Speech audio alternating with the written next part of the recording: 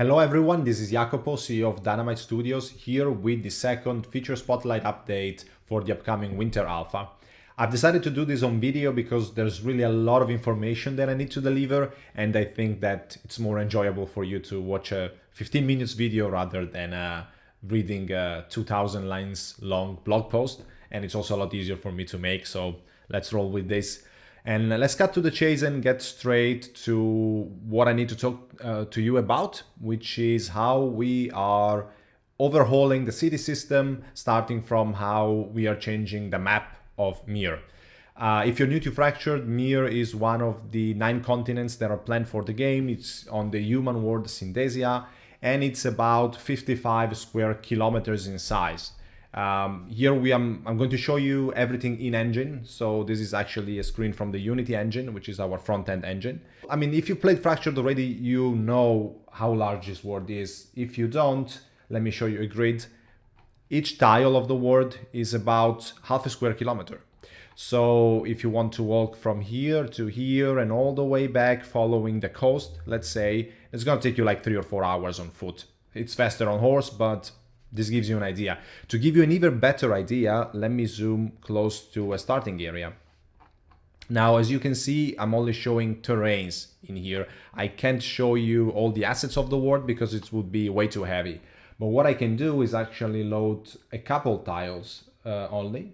So this is the starting area, right? If you played Fractured, you've seen it already many times. It's one of the 2 starting areas.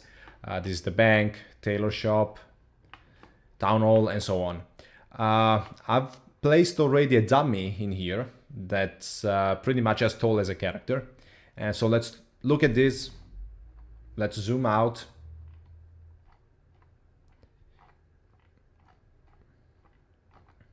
All right. I hope that you get the scale of the world from this, right? Our worlds are very large and they are completely seamless, right? You can walk from here to here, no loading times whatsoever. Hopefully also no stuttering at all because all the loading is asynchronous and done in the background. So it's a pretty cool system. All right, I've cleaned up the assets. Now let's get to the city layout, which is the biggest point of this video.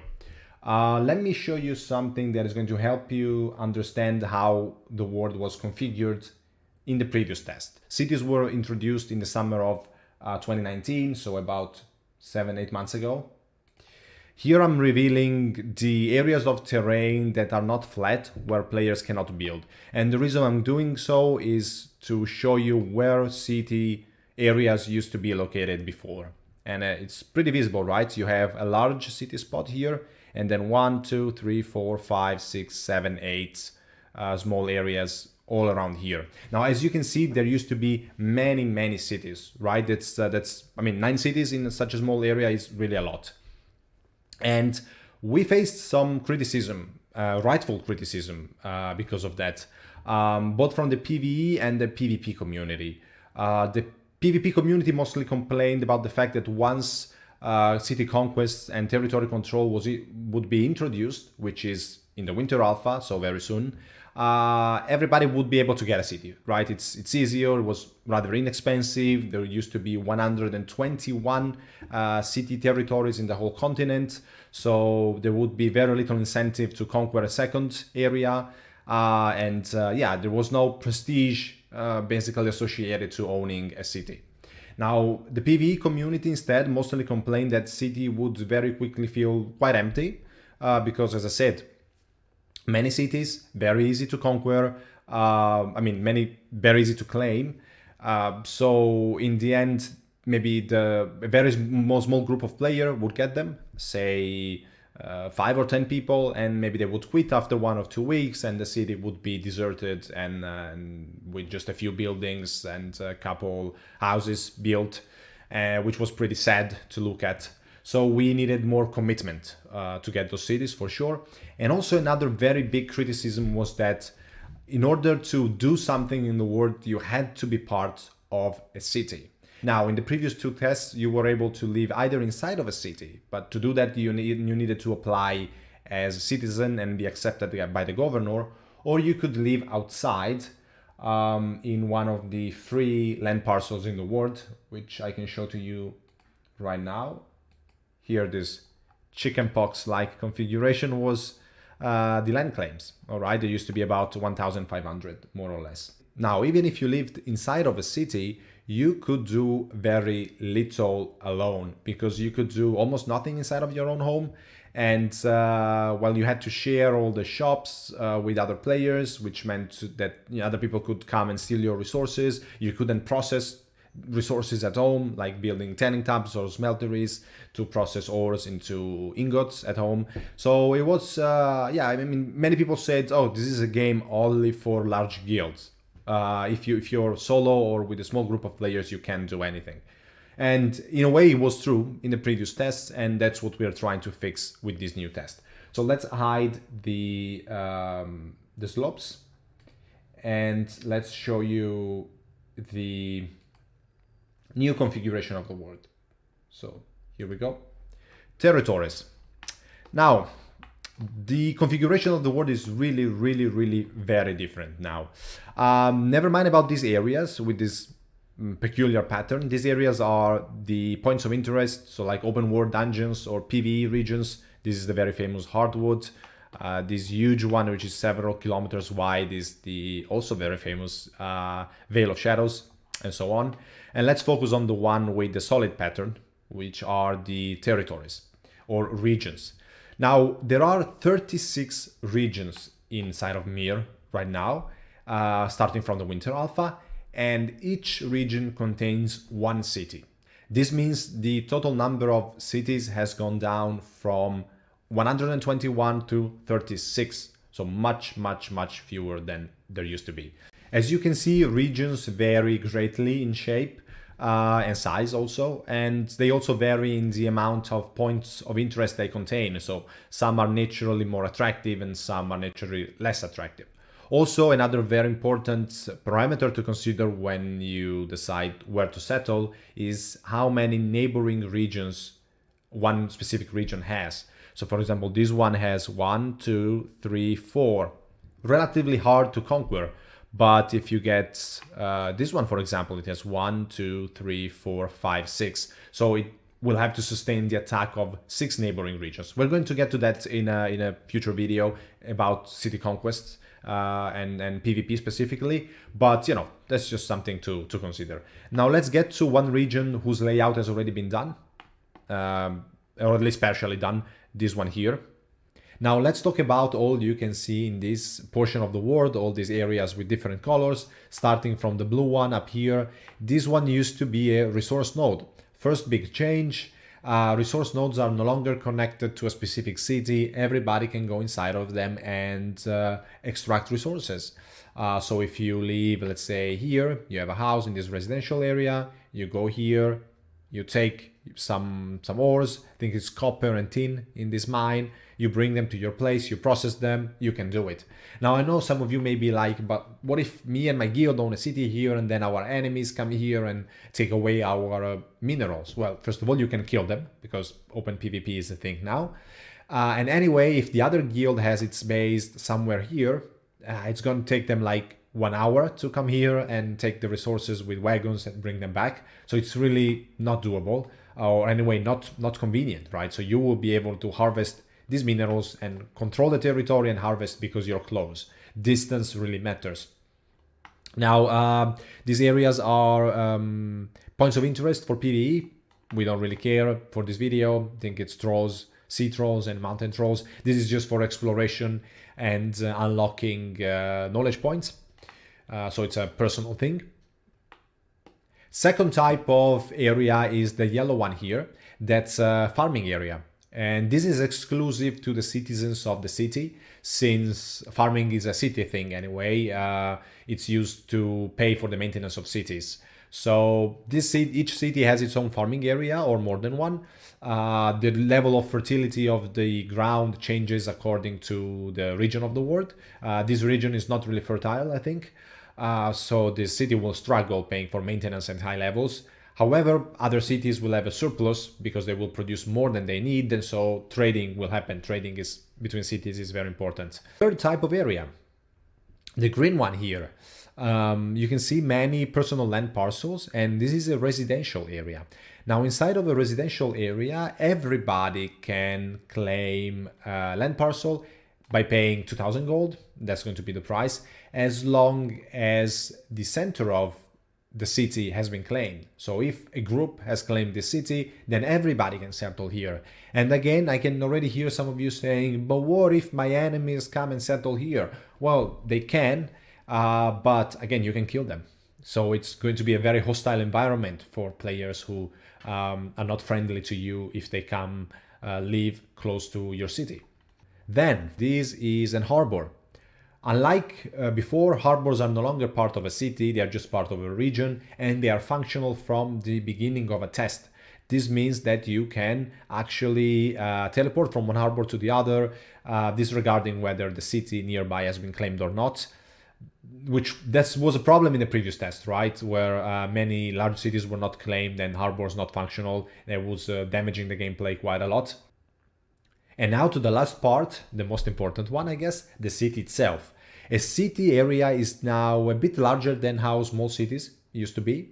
They used to be 128 meters by 128, more or less. Now they're all squared and they're all 160 by 160. The blue area around it is the place where citizens can build palisades or walls if they have the appropriate research completed. And inside, you can build the usual stuff. There are a few additions. There are new types of marketplaces. There's the new type of bank, new shops, and personal land parcels and whatnot. You know most of this stuff already. What's the big difference? All the services of the city are now open to everybody who gets into the city. This is really, really important. So yes, your enemies can come inside of your city and use your blacksmith shop, use your carpenter, use your tailor and whatnot. Again, you can kill them as soon as they get out of the city. So, you know, it's a hostile environment from them. Even though the city itself is a safe zone, the rest is fair ground. So consider that. Also, it was very important anyway to open crafting to everybody, because players who lived inside of an area but outside of a city, they were not citizens, they couldn't use the facilities, and thus they could do nothing by themselves. That was really, really, really bad. Also, another very important thing, some researches that the city completes transfer to the whole region. So if a city researches blacksmithing, they will be able to build a blacksmith shop with a forge and smelteries. That's only for them. But one thing out of those, the smeltery, is also available for everybody who lives in the residential areas of the region. So if I claim a land parcel here, I will be able to build a smeltery here. So like I told you before, I would be able to go to a node, to a mine, bring the resources to my place and process them. And once they are done, I will have my ingots. Ingots are now a light material. They are no longer a heavy material. And then I will be able to get into the city, use the forge, craft my armor, and come back to my place and put it away. So now solo play or small group play is absolutely rewarding and possible. You can craft, you can enchant, you can do everything.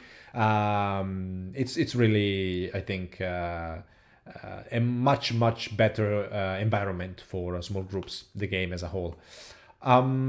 So you can live also inside of a city, right? As we said, outside or inside. What's the advantage of living inside? Well, there are three big advantages. First of all, you are in a safe zone, so nobody can attack you. I mean, nobody can also attack you inside of your own land parcel, but as soon as you step out, boom, you may die. Well, here it's a large area that's all safe. Also, you're very close to the shops. It's really cool. And another thing is that claiming a plot of land may be free. I mean, it may be more expensive, but it's likely that if you live inside of a city, you're part of the alliance or the guild ruling the city, so the governor will just give you a plot of land for free, which is a big money save. And maybe there's also going to be no maintenance, so even easier to live inside of a city. What's the downside? If the city gets conquered, you lose your house. You lose everything that you had inside of your house. It's gone right away. There is no downtime. City is conquered, you lose it. So we expect that cities will mostly be filled with stockpiles and crafting shops and other type of services, but there will be only very few personal plots of land inside of the city. So we expect that also part of the players who rule an area are going to settle in the residential areas inside of the region. So this is all for this video. There are still a lot of things that need to be said about cities, but I don't want to make it too long. One last remark. We haven't talked about the tech tree, which is, I'm going to keep that for a future video. But one thing you should know is that ranking up your city is the thing that's going to unlock research points, to unlock technologies. And that's going to require not only prestige, but also a specific amount of residents. So it no longer matters how many citizens live inside of a city. What matters is how many players have purchased the land parcel in the region, the whole region, or inside of your city. What this effectively means is that if you're not a big group, but you still manage to get a city because you conquered it, or because it wasn't claimed and you managed to claim it, you need to get people inside of your region, get people to settle inside of your region. So provide them with protection from player killers, provide them with good resources and facilities inside of your city, the right type of resources and so on.